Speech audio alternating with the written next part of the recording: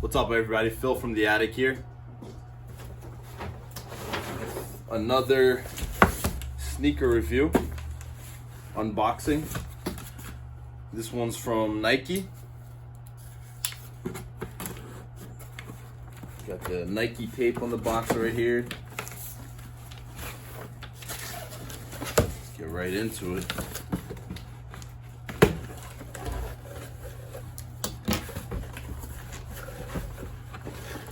Alright. And we got a gray Jordan box right there. And we got the Jordan 13 Gym Red, Black Flint, Gray, White colorway. So this is the recent Red Flint colorway that came out. Just came out recently. Probably one of the nicest 13s to come out in recent times. Yeah, so this is a play off of the classic Flint colorway. It's normally blue in this area. This one has like it's like a dark red, gym red. So you can see right there. This is like a almost burgundy, but a bit lighter.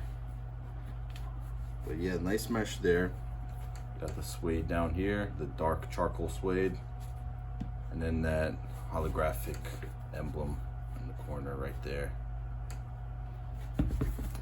Then we got white, some nice, looks almost tumble, like a tumble leather, white leather there, black Jumpman on the tongue.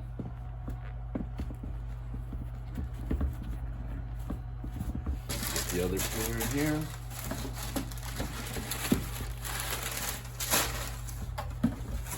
That's the other pair right there. Both shoes. It's a clean pair of 13s, you know. Most of the recent 13 colorways coming out recently haven't been that great, in my opinion. I'm not a crazy fan of the 13, but this is a great colorway.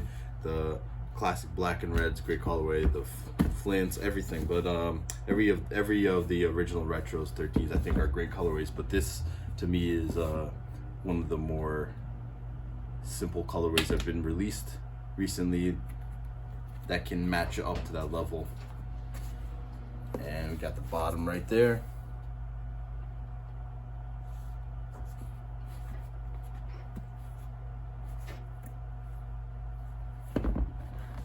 But the quality of these are pretty decent. I wouldn't say anything special, except the tumble leathers is pretty nice, but not super premium, I would say. But the mesh seems very durable on the side, very tough for if you're gonna ball in them. But I don't even know if many people use these to ball anymore. The suede is nice. It's not that hairy. It's more almost like a nubuck.